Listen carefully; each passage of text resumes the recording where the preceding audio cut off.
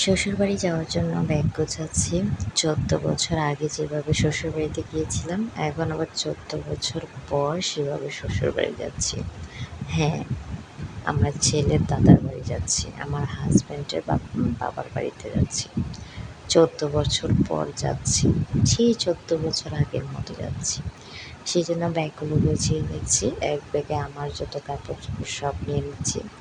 আরেক ব্যাগে আমার ছেলের যা কাপড়-চোপড় আছে সব নিয়ে নিচ্ছি। আসলে আমি কোথাও গেলে অল্প কাপড় নিয়ে যেতে পারি না। এটা আমার খুবই একটা বদ অভ্যাস বলতে পারেন। সেজন্য ব্যাগপত্র অনেক হয়ে যায়। আর আপনাদের ভাইয়া একবার খুব রাগারাগি করে, "কেন এত ব্যাগপত্র নিয়েছ?" এই সেই। তো ট্রেনে যাব, সেজন্য ট্রেনের টিকিট আগেই কাটা হয়ে গিয়েছে। এখন সকালবেলা ব্যাগগুলো গুছিয়ে নিচ্ছি, যেহেতু বিকালে ট্রেন। আসলে ছেলেকে রেখে এসব গোছগাছ করা খুবই ঝামেলার বিষয়, খুবই ঝামেলার ব্যাপার। তো ও ঘুমাচ্ছে, এভাবে আমি যা বাকি ছিল সবগুলো গুছিয়ে রেখেছি। আসলে ৩ দিনে আমি ব্যাগগুলো গুছিয়েছি। কিচ্ছু করার নেই, বাচ্চার মা বলে কথা, কিচ্ছু করার নেই। তো এইভাবেই চলতে হবে। যাই হোক, এই তো আমার প্রায় গোছগাছ করা শেষ। গোছগাছ শেষ করে তারপর ছেলেকে গোসল করিয়ে রেডি হয়ে তারপর চলে যাব। বিকালে ৫টায় ট্রেন। তো কী আর করব, যাইতে তো হবেই, সেটাই হলো ঠিকানা। যেহেতু সবাই অনেক করে বলতেছে যাওয়ার জন্য, তাই যাচ্ছি। তো অনেক দিন পর যাচ্ছি, তাই একটু অন্যরকম ভালো লাগা কাজ করতেছে। সেই সাথে আবার ছেলেকে নিয়ে প্রথমবার যাচ্ছি। আমার ছোট ছেলে প্রথমবার যাবে। এই যাওয়াটা হলো তার দাদুর বাড়িতে প্রথমবার যাওয়া। আর তার দাদাভাই তাকে প্রথমবার দেখবে। তার দাদা যেহেতু অসুস্থ, আসতে পারে না, সেই জন্য আমি যাচ্ছি। এই যে এখন স্টেশনে চলে আসছি, আব্বা আর আমার বড় ছেলে আমাকে ট্রেনে উঠিয়ে দিতে আসছে। হ্যাঁ, আমার সাথে যাচ্ছে ছেলের বাবা। আমার বড় ছেলেকে নিয়ে যাব না, কারণ ওর পরীক্ষা চলতেছে, সিটি পরীক্ষা চলতেছে, তাই ওকে নিয়ে যেতে পারতেছি না। তো ও থাকবে, আর আমি চলে যাচ্ছি ছোটোটাকে নিয়ে ওর দাদুর বাড়িতে। এই তো ট্রেনে বসে আছি। দুঃখের বিষয় হলো ট্রেনটা ১ ঘন্টা লেট করেছে। আর আমার এত বিরক্ত লাগে, এই ট্রেনটা লেট করলেই আমার খুব বিরক্ত লাগে। তো এই যে দেখুন, একটা ট্রেন দাঁড়িয়ে আছে, এটা হয়তো কিছুক্ষণ পর ছেড়ে চলে যাবে। তো ভিডিওটা করতেছি খুব ভয়ে ভয়ে, দেশের পরিস্থিতি ভালো না, কোন সময় আমার মোবাইলটা মেরে ছুঁড়ে নিয়ে চলে যায় সেইভাবে। তো আমি একা বসে বসে ব্যাগ পাহারা দিচ্ছি।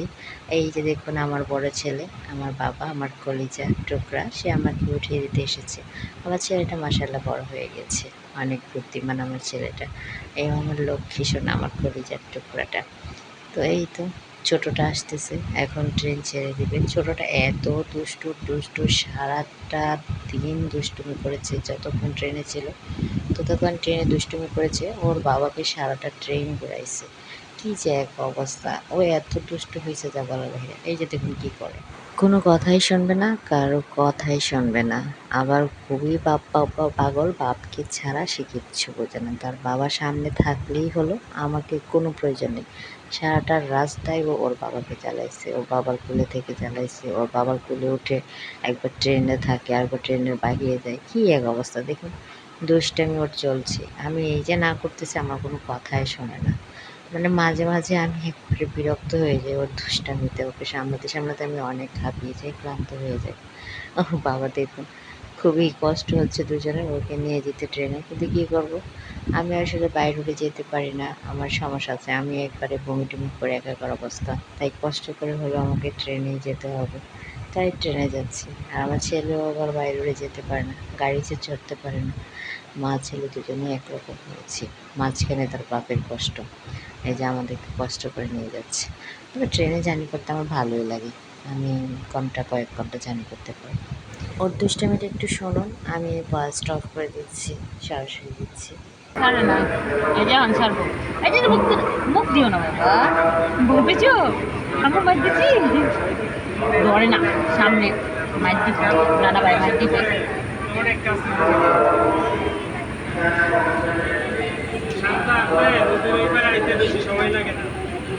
এই যে বাবাটা আমার ঘুমিয়ে আছে আমাদের দুজনের কোলে।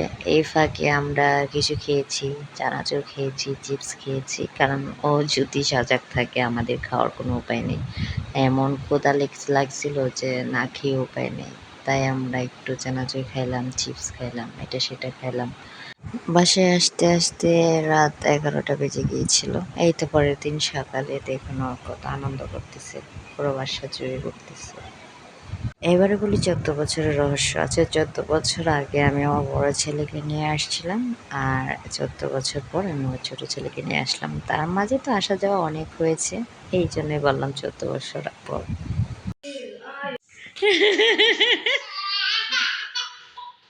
রাগুছে রাগুছে রাগুছে রাগুছে। আমার হিসাম বাবা প্রথমবার তার দাদু বাসে এসেছে, তাই না? কি কি কি কি? ওরে দুষ্টু রে দুষ্টু, এত দুষ্টু মানে করতে হয়। কি কি কি? হুম? আপনারা কি গাছ নারিকেল গাছ দেখবেন? দাঁড়ান, আপনাদের আমরা নারিকেল গাছ দেখাচ্ছি। ইয়ে, দেখো দেখো দেখো দেখো, এই যে দেখো।